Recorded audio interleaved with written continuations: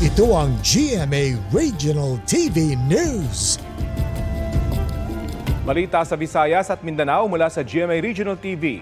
Patay ang dalawang construction worker sa Mandaue, Cebu. Sara, ano nangyari sa kanila? Rafi, nabagsakan ng mga sako ng semento ang dalawang lalaki habang nagtatrabaho. Base sa investigasyon, inaakyat noon ang 8 sako ng semento sa 19th floor ng ginagawang gusali gamit ang crane. Bigla raw bumigay ang kable ng crane kaya nahulog ang mga sako at nabagsakan ang dalawang construction worker. Dead on the spot sila habang may isa pang construction worker ang isinugod sa ospital. Humarap na raw sa pulisya ang pamunuan ng construction site. Sinusubukan pa namin silang kunan ng pahayag.